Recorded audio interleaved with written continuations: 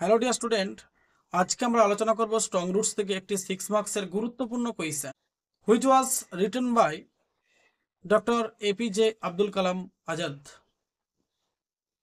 2024-এ অর্থাৎ 16ই ফেব্রুয়ারি থেকে তোমাদের পরীক্ষা আরম্ভ হতে চলেছে। এই কোয়েশ্চেনটা অত্যন্ত একটি গুরুত্বপূর্ণ কোয়েশ্চেন্স। তোমাদেরকে এমনভাবে এই কোয়েশ্চেনটার উত্তর আমি অ্যানালাইসিস করব, তোমাদের মুখস্থ করার কোনো প্রয়োজন নেই। ঠিক যেমনভাবে বলছি তোমরা সেইভাবে আগে বাংলাটা ভাবো, বাংলাটা মাথার মধ্যে গেঁথে নাও, তাহলেই সেটাকে তোমরা ইংরাজিতে কনভার্ট করে দিতে সক্ষম হবে। দেখো, পিপল অফ ডিফারেন্ট রিলিজিয়ন, এই কোয়েশ্চেনটা অত্যন্ত গুরুত্বপূর্ণ question. People of different religion, ভিন্ন ধর্মের লোকেরা উড বি সিটিং আউটসাইড, বাইরে অপেক্ষা করত বা বাইরে বসে থাকতো, ওয়েটিং ফর হিম, হিম বলতে কালামের পিতার জন্য অপেক্ষা করত। Who's refer to as him, who's refer কাকে উল্লেখ করা হয়েছে, টু অ্যাজ হিম তাকে বলতে কাকে উল্লেখ করা হয়েছে। Where did the people wait, লোকেরা কোথায় অপেক্ষা করত। Why did they wait there, কেনই বা লোকেরা সেখানে অপেক্ষা করত। What would happen there after, তারপর সেখানে কি ঘটতো। দেখো, 1+1+2+2 ইকুয়াল টু 6, অর্থাৎ টোটাল কোয়েশ্চেন এটি 6 নম্বরের। পাট করে দেওয়া আছে। এই কোয়েশ্চেনটা তোমরা যদি ভালো করে প্রিপারেশন নিয়ে যাও, ফুল মার্কস অবশ্যই পাবে। কারণ এইগুলো যেহেতু পাট করে নাম্বার খুব সংক্ষিপ্তভাবে ভাঙা আছে ছোট ছোট করে, এই কোয়েশ্চেন অ্যাটেম্প করলে তোমরা ফুল মার্কস পাওয়ার সম্ভাবনা 100%, যদি তোমরা কোনো স্পেলিং মিসিং না করো।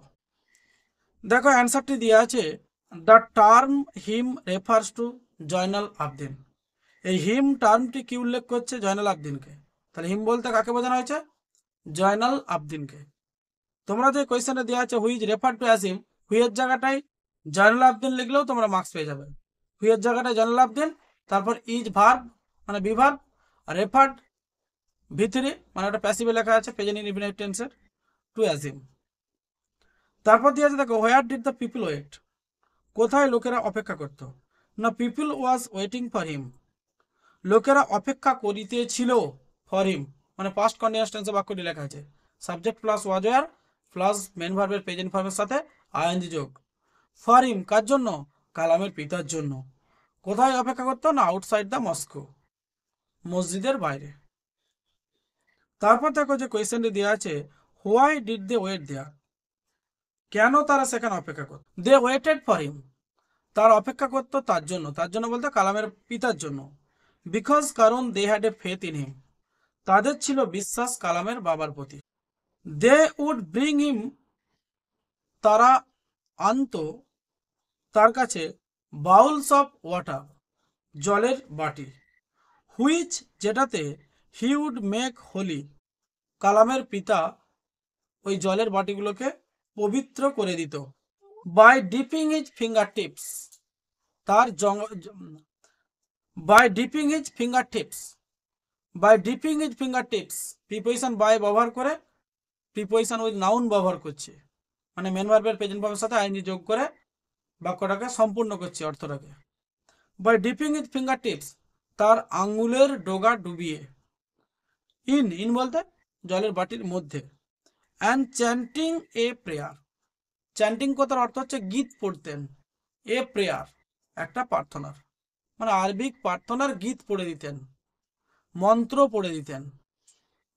This water was then used, এই জলটি ব্যবহার করত টু হিল দ্য সিক, মানে এই জলটি ব্যবহৃত হতো two heal the sick.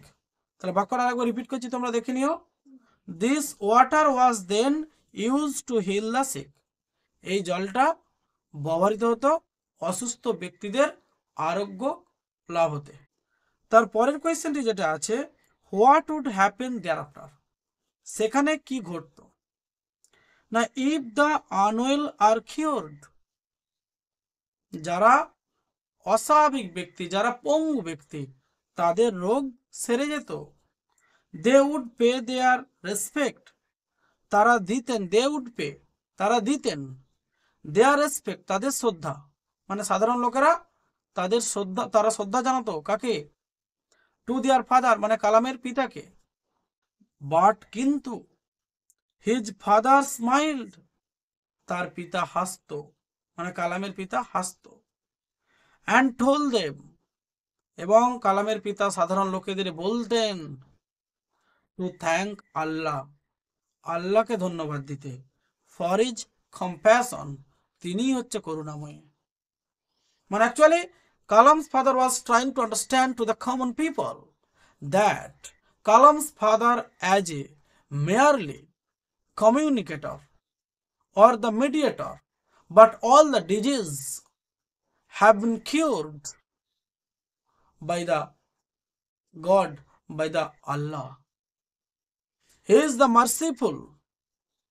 So Kalam's father was describing to all the common people who had come to Kalam's father house. ভিডিওটা এখানেই ডিয়ার স্টুডেন্ট শেষ করছি। যদি তোমরা ভিডিওটা দেখে উপকৃত হও অবশ্যই কমেন্ট বক্সে জানিও। আর একটা কথা বলি, don't forget like, comment and share. Your like, comment and share, this inspiration will provide me. Thank you everybody. আবার দেখা হবে নতুন কোনো গুরুত্বপূর্ণ টপিকস নিয়ে।